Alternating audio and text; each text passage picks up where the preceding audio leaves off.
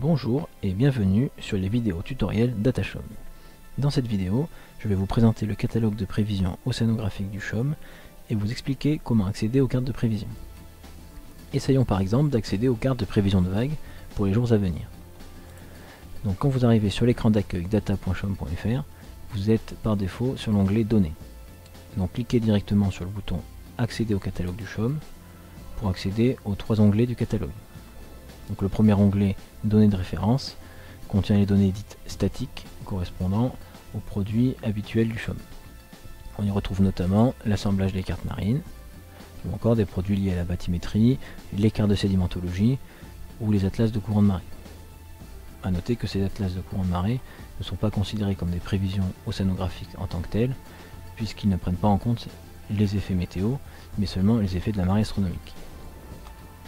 Donc par opposition à ces données dites statiques, on retrouve les prévisions océanographiques qui sont mises à jour quotidiennement et les observations côtières qui sont mises à jour en temps quasi réel. Dans cet onglet observations côtières, on retrouve pour le moment le radar HF du CHOM qui mesure le courant de surface au large du Finistère et les données marégraphiques du réseau REFMAR. Donc cliquez sur le marégraphe de votre choix pour afficher la courbe d'observation des hauteurs d'eau. Si vous souhaitez plus d'informations sur le marégraphe, cliquez sur le bouton plus d'informations sur la station. Cet onglet sera étoffé par d'autres observations, notamment bouée de surface, température et salinité, ou encore bouée holographe issues du réseau Coriolis-Coty. Mais dans cette vidéo, ce qui nous intéresse, c'est donc bien le deuxième onglet, prévision océanographique, qui contient les différentes cartes de prévision. Pour les vagues, on a par exemple accès aux paramètres de hauteur significative, direction et période de la mer totale, sachant que ces paramètres seront aussi bientôt disponibles pour les différentes partitions, c'est-à-dire mer du vent, ou le primaire et ou le secondaire. Ces prévisions sont issues pour la partie hauturière des modèles MFWAM de Météo France et pour la partie côtière des modèles WaveWatch 3 mis en point par le CHOM et Météo France pour les besoins de la vigilance vague submersion. Pour la météorologie, on a accès aux paramètres de vitesse et direction du vent à 10 mètres et également de pression atmosphérique en surface. Ces paramètres sont issus des modèles Arpège et Arome de Météo France. Pour les niveaux d'eau, on a accès aux prévisions de surcote sur les façades Manche, Atlantique et Méditerranée et aux paramètres de hauteur d'eau totale, c'est-à-dire marée plus surcote, mais uniquement sur la partie Manche et Golfe de Gascogne.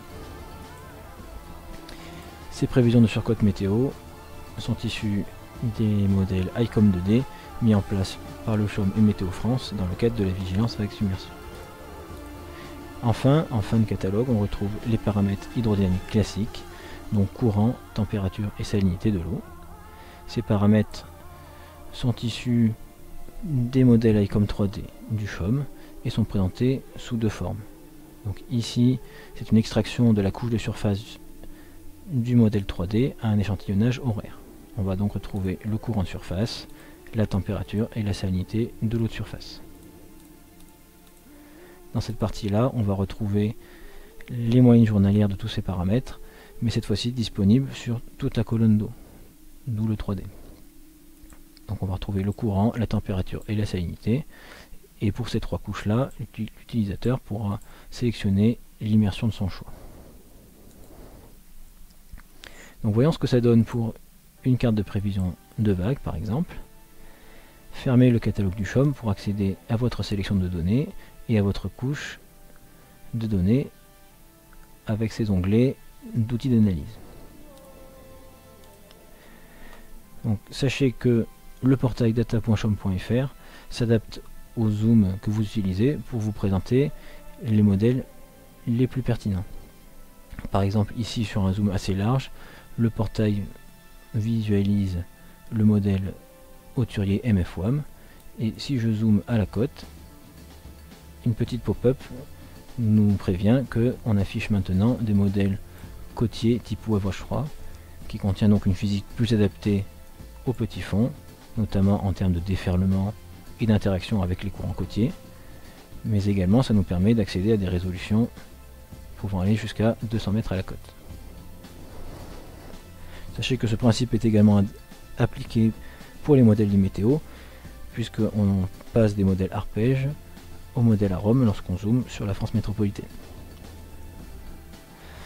Voilà. Sachez que si vous souhaitez plus d'informations sur la couche que vous visualisez, vous pouvez cliquer sur le petit i ici d'information pour accéder aux métadonnées. On y retrouve donc les détails sur les palettes de couleurs par défaut, ici échelle de Douglas, et surtout un descriptif de la donnée visualisée. On voit ici par exemple que on visualise donc des prévisions d'état de mer issues des modèles WebWatch 3, mise à jour du run du 3 août 2017 à minuit. Voilà, une fois que vous avez donc réglé l'emprise géographique souhaitée et le zoom le plus adapté, vous pouvez afficher la palette de couleurs ici pour avoir une idée des hauteurs d'eau sur la zone, et surtout dans le troisième onglet vous pouvez accéder à l'outil de valeur au survol qui vous permet d'afficher la hauteur de vague à l'endroit souhaité. Vous pouvez ensuite cliquer sur l'endroit de votre choix pour afficher les prévisions sur les prochains jours. Voilà, les prévisions sont affichées issues du modèle consulté. On voit ici par exemple que donc la mer grossit dans la journée pour atteindre 3,9 mètres à 17 h, puis la mer se calme dans la journée du lendemain et jusqu'au début du week-end. Voilà, vous savez désormais accéder au catalogue et consulter les cartes de prévision. Si vous le souhaitez, vous pourrez en apprendre plus sur comment manipuler et analyser ces couches en vous reportant à la vidéo dédiée aux outils d'analyse de ces prévisions.